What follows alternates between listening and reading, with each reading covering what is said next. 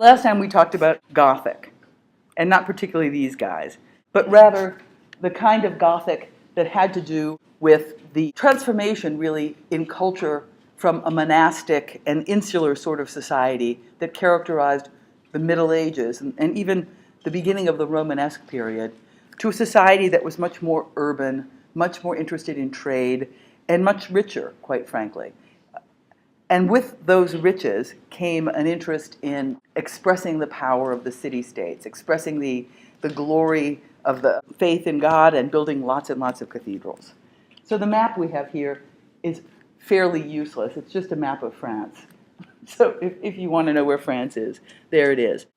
Actually, the map shows us more or less what's left over in Europe in the 13th century, the beginning of the Gothic age, after the partitioning of Charlemagne's empire. So over here, the yellow stuff represents the Holy Roman Empire to the east, the Angevin kingdom to the west, and in the middle, in the green, we have France. The area right around Paris and Ile-de-France is the French royal domain, and the lighter green is the French vassals. So Europe has consolidated into several large chunks, and we also get a glimpse from this map of feudal land divisions. That is to say, all of the vassals of the king are the dukes, the lords, the minor landed gentry who pay homage and pay taxes to the King of France. And this division of land and the advent of feudalism, to a large extent, arose from the fact that Charlemagne didn't pay his troops that he used to mount his successful political campaigns, but in fact gave them land, gave them titles to land.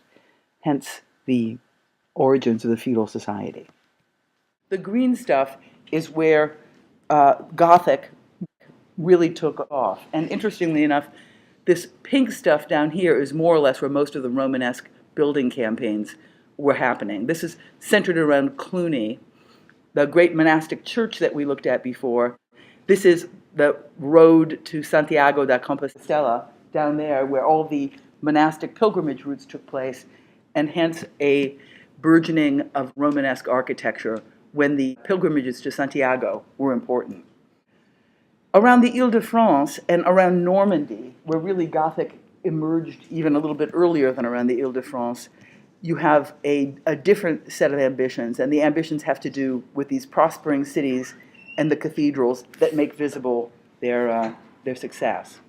We spoke last time about a couple of German words, and we're going to try to use German to the exclusion of English whenever we can. The words are Kunstwollen and Zeitgeist. Would anybody like to take a stab at defining them? I'm going to ask Danielle because I see her.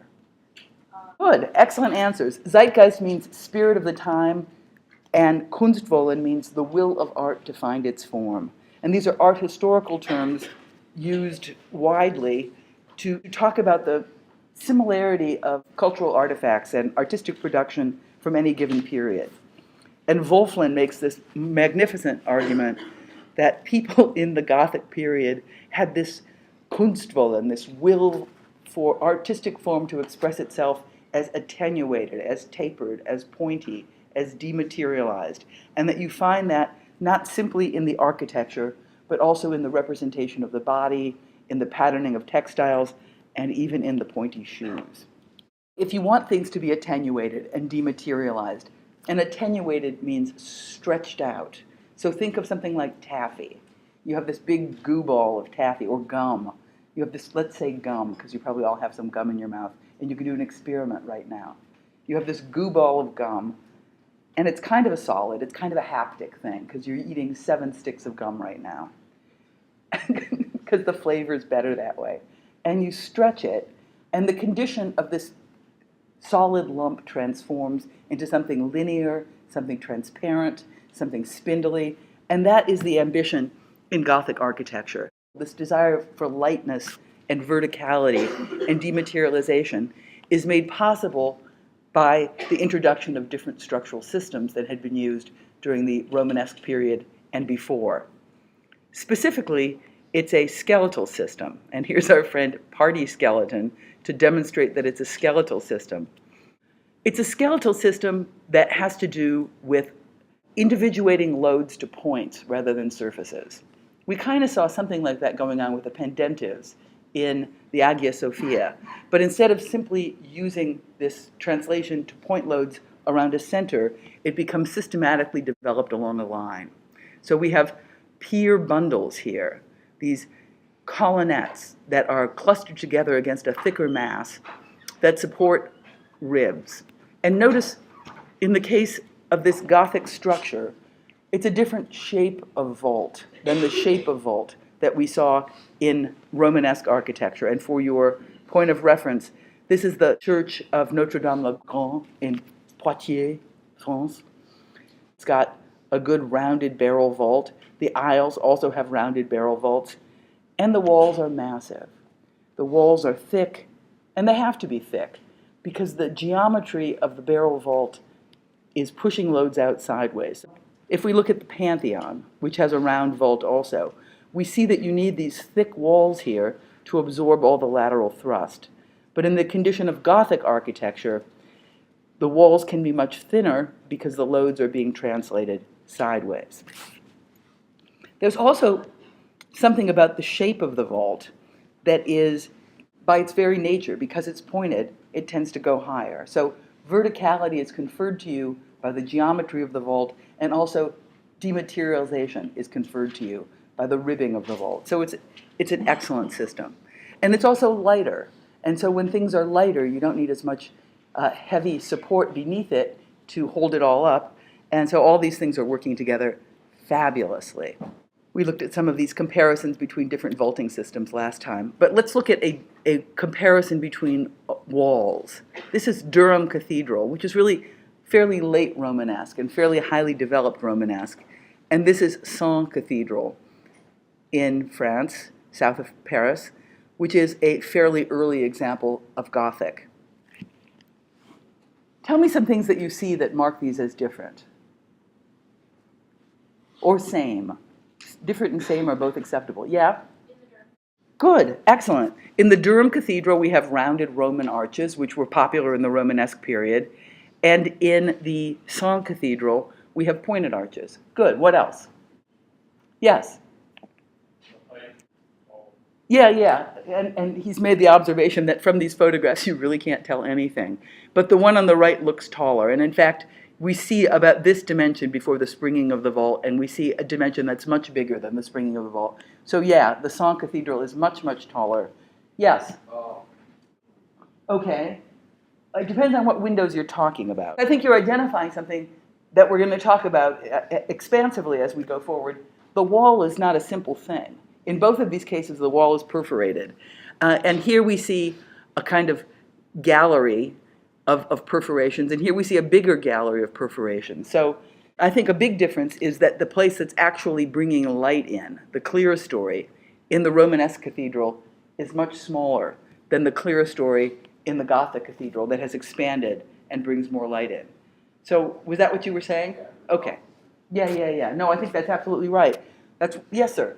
Good. He's observed that where the windows are actually introduced in the clerestory level, there's probably about twice as much structure at the Durham Cathedral as there is at Sens. And that at Sens, it's really just the space between structural elements that opens up. Yes? Excellent. He's looking at the columns. And if you look at the columns, in both of these churches, there's a rhythm where you have big things going all the way up to the vault and smaller things in between. And in the case of Durham here, we have this hulking big round column. And then we have fairly massive piers going up to support the vault. Everything that touches the ground is pretty massive and pretty thick. Forms like the cylindrical column we have here emphasize the massiveness.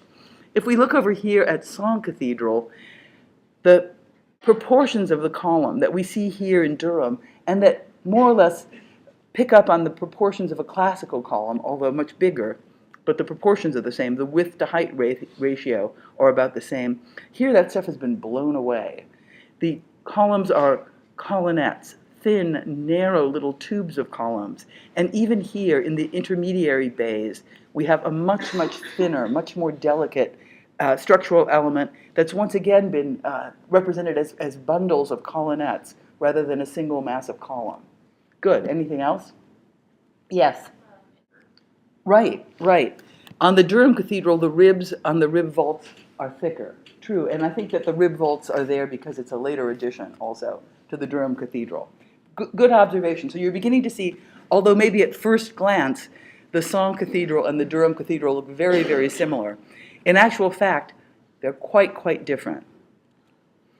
There's a different attitude about the wall, there's a different attitude about the structure, there's a different attitude about surface between these.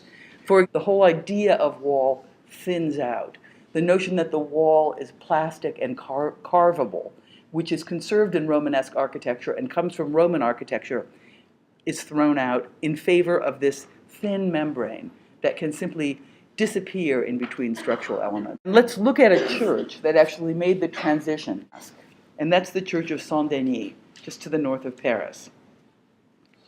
By the way, this is a drawing of Saint-Denis.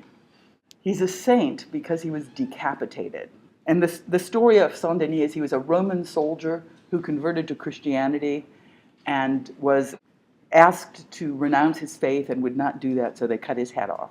And he was such a good man that he picked up his head and walked for a while so that he wouldn't make a mess where he was killed. And the place that he ultimately expired was the site where the Church of Saint-Denis was built.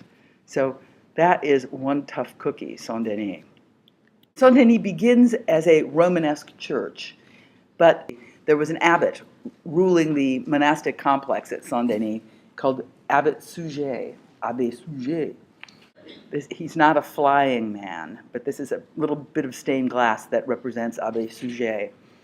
And what Abbé Suger is trying to come to terms with is how God could be represented in architectural form or even in painting. God is impossible to represent.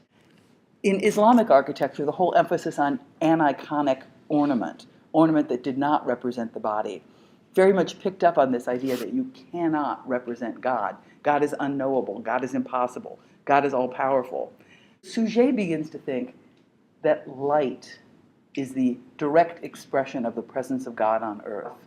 And an architecture that plays with light is an architecture that makes God visible, particularly if the light is a spiritual light, a light that is not the light of everyday activities, but say a colored pattern light coming in through stained glass windows. Suger comes to become the head of a little church that looks something like this and begins an active campaign to expand it.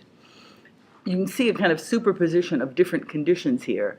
The Romanesque original church of Saint-Denis is this simple Latin cross basilica with bearing walls and heavy piers. And as it expands, it not only gets bigger, but the envelope of the building gets more and more diaphanous. And this is such a smart idea, I have to say, that in the case of the Romanesque church, all the structural work is being done parallel to the longitudinal nave. And already here at Saint-Denis, which is early, the structural work is being done by these buttresses that are perpendicular to the nave. So you have mass, you have material that holds the thrusts coming down from the ribs in check, but it's not blocking the space, but rather it's perpendicular to the space so that light can move through and you can have these large surfaces of stained glass windows. There's another thing that happens as Saint-Denis advances, and that's the idea of the chevet, or chevet, oh la la, or chevy, if you really want to be cool about it. And the chevet is this element. The ambulatory that we had seen before becomes more and more elaborated. You sometimes have double aisles going there. It becomes much more dematerialized. And also the transept frequently becomes incorporated into the body of the church and less of an expression of another volume crisscrossing through it. Saint-Denis, the first Gothic church.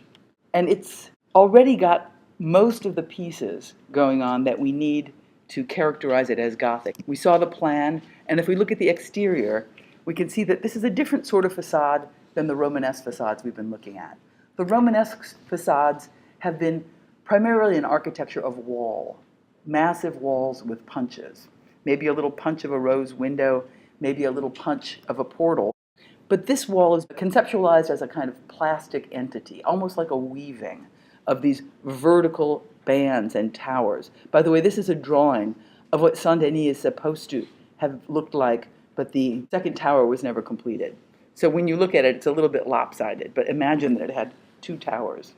The facade's a development of the Westwork that initiated in Romanesque architecture, but now understood in this plastic way, but also understood in another way, in a matrix-like way. And by that I mean kind of like a grid, that we have verticals and we have horizontals, and they begin to organize the information of the facade in a fairly orderly and also meaningful way. The development of Gothic architecture is certainly amplified by the thinkings of Thomas Aquinas about the structure of heaven, that heaven is orderly.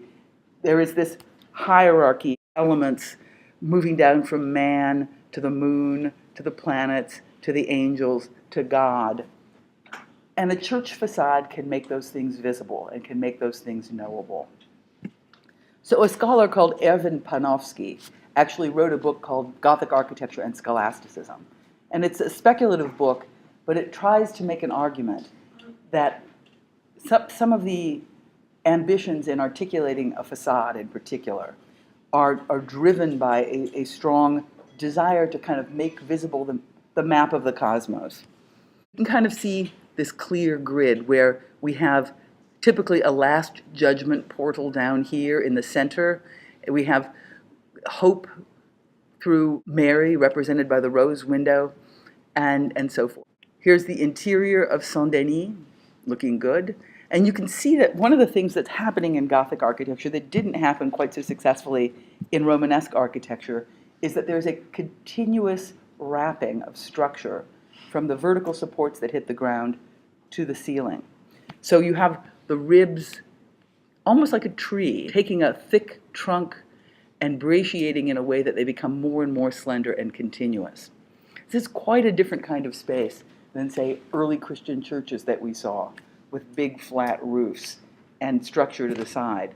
Quite different even from Romanesque churches that we saw, where the superstructure of the roof and the wall articulation tended to be distinct. And this is just a detail of the chevet in Saint-Denis. Let's compare it to a Romanesque church to see how far Saint-Denis has developed this idea. This is Saint-Foy in Conques, one of those pilgrimage churches that we looked at before. And the geometry is similar, but in the case of Saint-Foy, these little chapels are little lumps, like little potatoes stuck on the edge of the building, or little eyes stuck on the big potato of Saint-Foy, and there are tiny little punches. And here, the envelope of the building really is simply the disposition of structure. And in between structural elements, you get window. So this is what it would look like walking through that space. It's really quite beautiful. Here's the Last Judgment that we have in the central portal, and that we find in many, many Gothic churches, and also Romanesque churches, as the element that organizes the main door. In the Romanesque churches that we looked at before, we frequently saw the case that there might be two doors or one door. But by the Gothic period, this trinity of doors becomes a standard feature that we find, connecting to the notion of the Trinity, the Father, Son, and Holy Ghost, that numbers matter. Different numerological ways of making repetitions or making formal organizations begin at a mathematical level to record the meanings of the church. Just as at a symbolic level, the matrix-like structure of the facade is a model of the city of God, and just like on a sculptural way, the representations of things like the Last Judgment here are ways of reminding people to be good, because people really don't know how to read. People are largely illiterate. Even royal lords rarely knew how to read because they didn't need to know how to read. They would have some mathematician who would help them out, or some scribe who would help them out. The only people who needed to read really were the monks and the masons, because they were the people who kept a kind of lore going that allowed the craft to develop and allowed the knowledge to become some base of information that had to be passed down to the next generation or to the next crew of workers And because they were so successful and so well organized, it made it possible for the Gothic to spread across Europe. We already said that the Romanesque was a kind of international style, and Gothic, likewise, even more so than Romanesque, was an international style. When I say international style, I mean you found it all over Europe. You found it in England and Spain and France and Germany and Poland, a little bit of it in Italy, but not that much. We saw last time this image of God the geometer, that there's something about the making of geometrical figures here that controls chaos and creates a world. And this is a drawing of a medieval architect who holds as his tools the compass and the square, the same tools that God used to create the universe. This is a carving of a very late master mason, Peter Parler, about whom we'll talk later on. I simply have him here to represent master mason. But the image on the left is a drawing that we have that actually comes down from a lodge book that was used in medieval Masonic lodges. The lodge would really be the place where they would get together and store these textbooks, where these trade secrets would be taught, where building commissions would be organized, and so forth. So this sketchbook was kept in the lodge as a resource that all the Masons could look at. And the man who did this sketchbook was called Villard d'Onnecourt. And it's a funny little sketchbook. And I think the reason this first sketch that we're looking at is so strange is that paper was not easy to come by. And paper frequently was parchment, which was a kind of flattened animal skin. So if you had a piece of paper, you were going to use it quite thoroughly. And Villard is a Freemason. He's traveling from town to town. Villard's sketchbooks shows that he went to a lot of the major construction sites at the time, like Laon, where Laon Cathedral was being built, and Amiens. We see drawings from those churches. And here he's comparing different ideas about apses, an idea about a extended series of round chapels coming off an apse. And we'll see in a moment that this is in fact the apse of Amiens Cathedral. Or just different ideas about a structural bay system that might result in a different kind of configuration. This to me looks English, but I don't think that Villard ever traveled to England to look at the works. But some other Mason might have. And that other Mason might have said, Villard, they've got this perpendicular style going in England. Why don't you try some of that? Of course, at the same time, he's got these two guys wrestling. And whether these were two lodge brothers that were just fighting in the courtyard, or if this was some kind of drawing for a sculptural program, let's say Cain and Abel, duking it out. Hard to say, but it's a nice mix of different things that are going on in the sketchbook. But some of the pages seem really aimed at instruction, really aimed at teaching lessons. For example, this page is pretty interesting. We see some things that are fairly straightforward, like, here's how you make an arch. You get a bunch of voussoirs, you might make some formwork beneath it, or here's how you make a kind of water wheel, if you're interested in that. Because remember, Masons don't just make buildings. They make clocks, they make armaments, they make machines.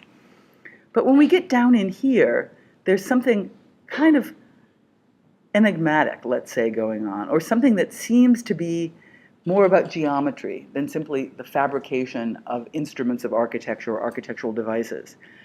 And I think this is a key drawing in Villard's sketchbook, a square within a square.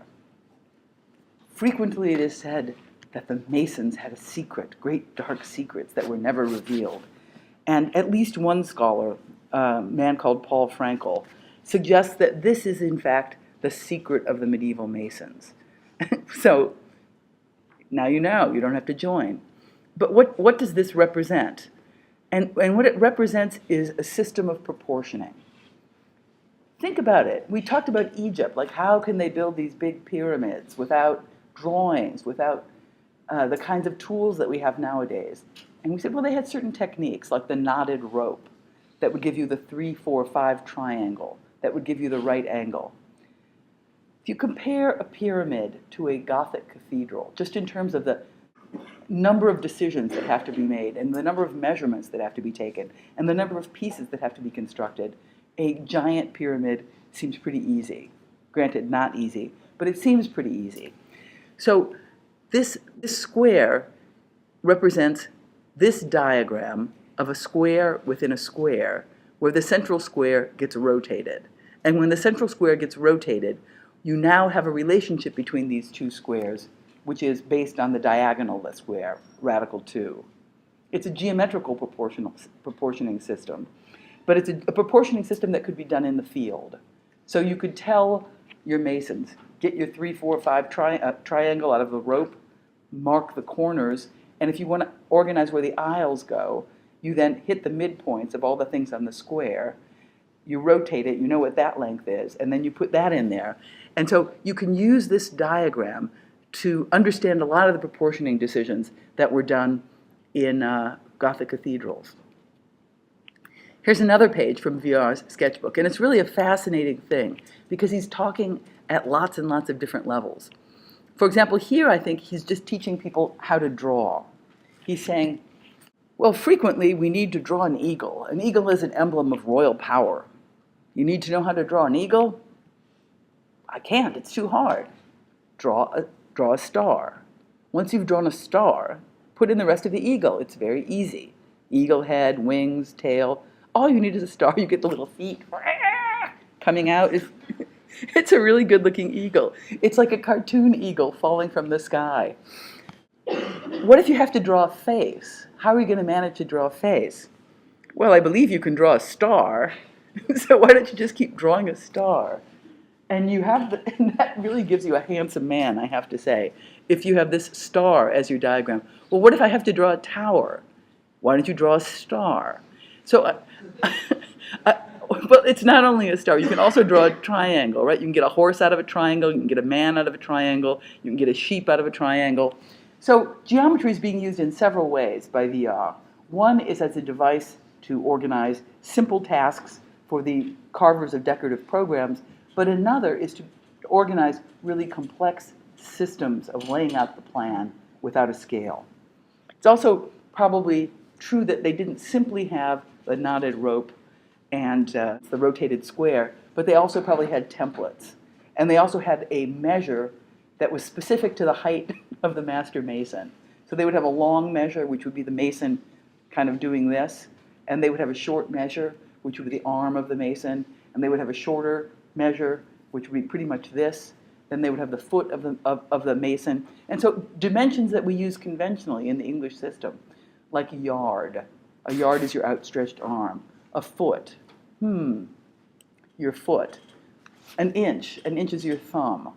And so all of these kinds of measurements came into play. And they had templates with carved patterns that would get positioned again and again. This is from a somewhat later lodge book, from a German Masonic lodge by Master Mason Matthias Röhricher.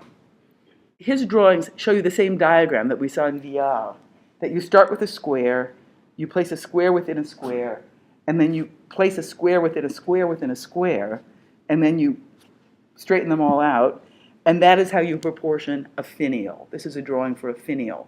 And a finial is one of those little decorative towers that sits on top of a flying buttress. We'll see them later. So more great-looking drawings by Vuillard.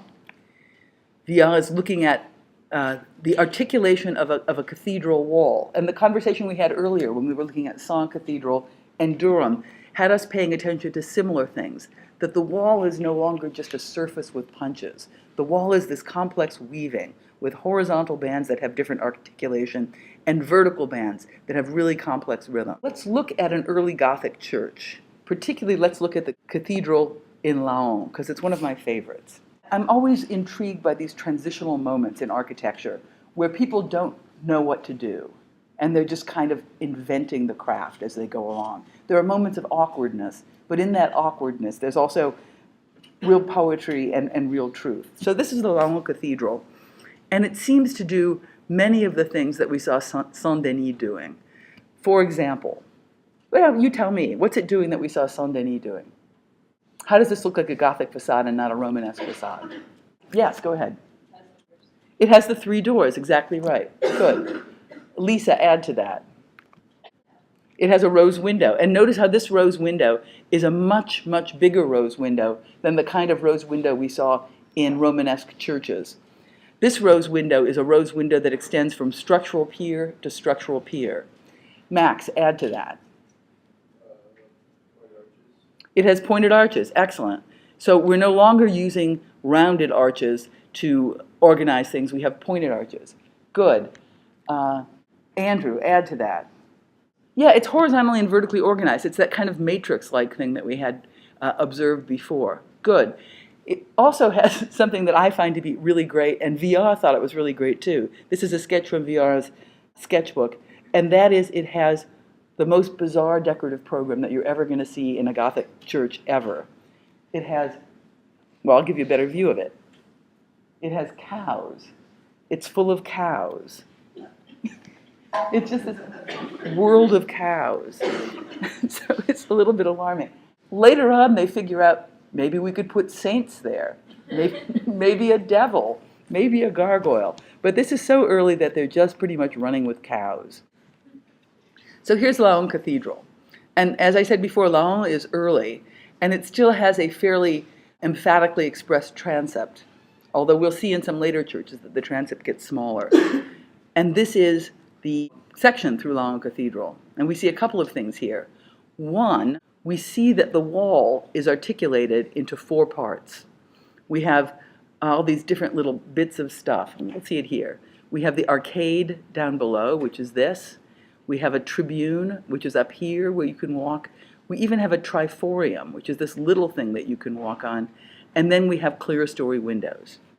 I think it's beautiful. I think it's great. And one reason I love the Laon Cathedral is that I was once there in the wintertime when it's dark anyhow, and suddenly a storm came. It was maybe about 4 o'clock in the afternoon, and suddenly the storm came and it became incredibly dark.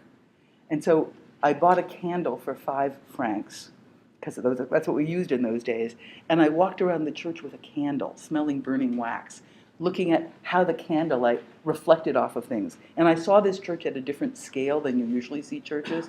Things like the quality of the stone or the little devil carving became very important, and this weird storm light washing across the vaults became very important.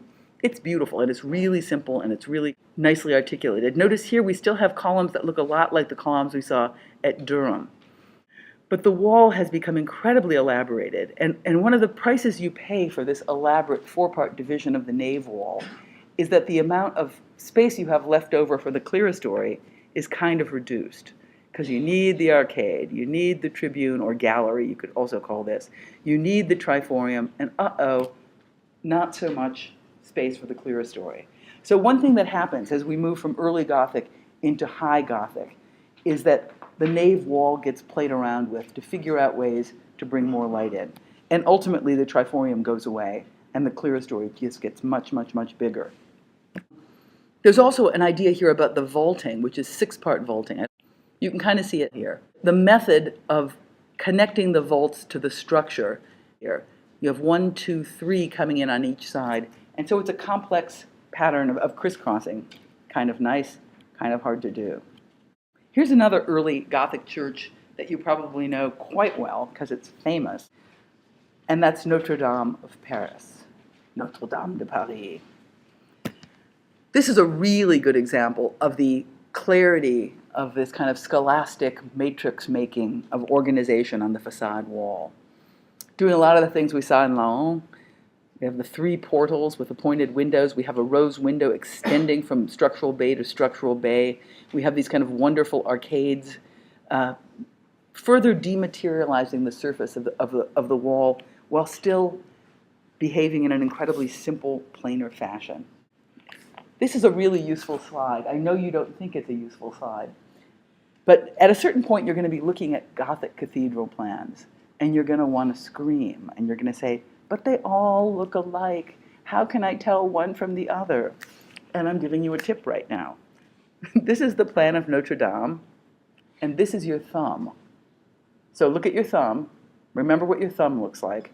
And when you see a plan that looks like your thumb, it will be Notre Dame. That's extremely helpful. And it looks that way because it's so compact. Honestly, that's what your thumb looks like, right? And when I say it looks like your thumb, I mean there are no projecting chapels off the chevet.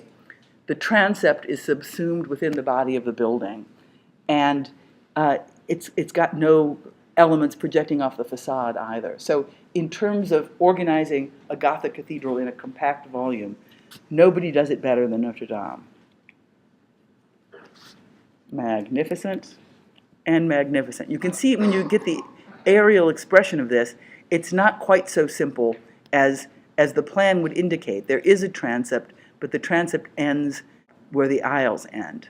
And there is a facade that pops up, but our only information about that in plan is the thickening of these masses here that begin to suggest that something heavy is being supported. Here's our section, and notice that we're already here at Notre Dame, or at least in this section of Notre Dame, getting rid of the triforium. We have the aisles down here, we have the gallery or the tribune here, and now we have clerestory. And so we get a lot more light coming in. We get a lot more dematerialization of the surface. And that's what you want, because Abbé Suger tells us that making light visible is a physical expression of the presence of God in church architecture. So you get these larger expanses of stained glass, and so more dappled polychromatic light coming in to create these really strong effects. So what we're seeing here in the section of Notre Dame is a flying buttress. This bridge-like element transfers the load from the vault and takes it to this heavy mass displaced from the volume of the building with a finial on top of it. We also see here a little something that has to do with kind of numerological games that are going on, because these monks have nothing to do with their time other than just figure things out in a minute way and then make these things become part of the iconological program of the building. Iconology, by the way, means a system of symbols, a kind of coding of symbols. So iconological and numerological. Numerological, a system of coding numbers. Some of the proportions in the Notre Dame, for example, are derived from literary descriptions of the proportions of the Temple of Solomon. So it's being built using these technical geometrical devices that we see in Villard d'Encourt's sketchbook, but the technical geometrical devices are being organized by a kind of higher numerological coding of meaning within the building. We saw the section of the flying buttresses of Notre Dame, but perhaps you'd like to see what they look like. They look great, is the answer to that question, because it makes the exterior skin of the building as lacy and diaphanous as the wall. So when you look at this, the effect is totally different than the effect of looking at a Romanesque building where you see a strong difference between inside and outside. This is this kind of cage of wonderful interlacing things. And on the top of the roof, you have these elements. Let me see if I see one here. Well, maybe there's one here. I'll show you a detail. You have these elements like this guy. Anybody a Walt Disney fan? Anybody know what that is? It's a gargoyle, right? And the purpose of a gargoyle is to make you not sin, because you don't want to be eaten by gargoyles when you die. But it's also a way of getting water off the roof. So if you ever go past a Gothic cathedral when it's raining, it's really quite spectacular, because the gutters drain water into the gargoyles, and they either spit at you or they pee at you, all the water from the roof. So the whole church becomes alive with this operation. Anyhow, we're done for today. We'll see you again next time.